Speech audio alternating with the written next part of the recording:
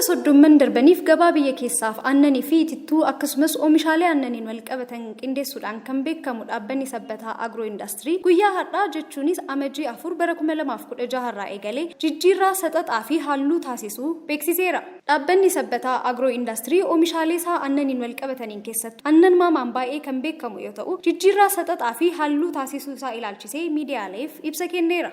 Ibsicha kan kennan hojii gaggeessaa olaanaan dhaabbatichaa obbo Milgeetaa Yimar dhaabbatichi namoota 250 ol ta'aniif kallattii fi alkallattiin carraa hojii uumuu akka danda'e kaasaniiru. Dhaabbatichis horsiisee bultoota 200 ta'anirraa aannan akka fudhatu kan kaasan obbo Mangistuun kanaan alattis ijaarsa biyyaa fi itti gaafatamummaa hawaasummaa gama manneen barnootaa ijaaruu fi hidha guddicha biyyaalessaa deeggaruun bahachaa akka jirus kaasaniiru.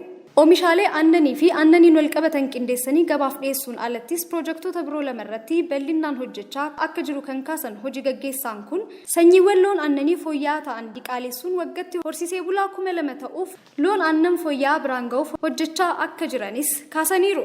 Kanaan alattis loon aannan irraa oomishaalee fooyya'aa argachuuf nyaata gahaa argachuu waan qabaniif nyaata wariiwwanii qindeessuu irrattis hojjechaa jiraachuu kaasaniiru. Saxaxaa fi halluu waggoottan 30 darbaniif aannan maamaa irratti fayyadamaa ture jijjiiruun kan barbaachiseefis oomishaaleen haala wal fakkaataa ta'een oomishamanii fi fayyadamtoota dogoggorsan waan jiraniif akka ta'es kaasaniiru.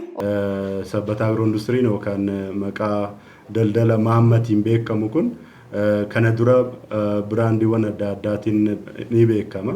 Keessattuu immoo qorannoo fi to'annoodhaan hojiiwwan gaggeessaa turre. Isarra darbee immoo fiidbaakota maamiltoota keenya irraa fudhannu ka'umsa godhanne yeroo ammaa mallattoo daldala keenya yookaan immoo halluuwwan biraandii keenya jijjiiruun barbaachiseera. Halluuwwan kunis akkuma asitti agartan magariisa. Magariisni akkuma beektan qonnaan bulaa yookaan seektara agriikaalchariitti ibsa. Inni adiin kun agartan immoo aannan adii waan ta'eef isarratti hundoofneeti.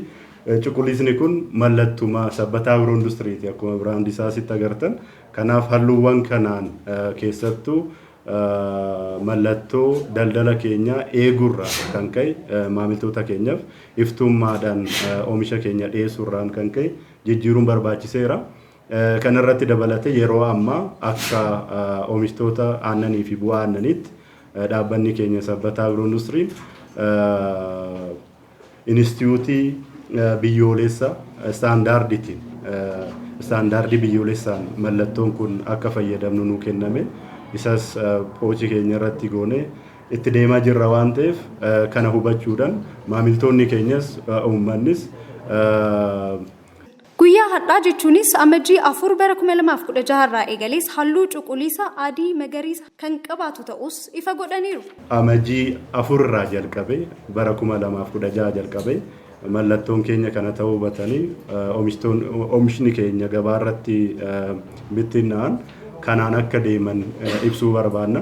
Kanaan alattis ogeeyyiiwwan miidiyaalee akkaataa oomishni itti oomishamu daawwachiisuun ibsa bal'aas kennaniiru.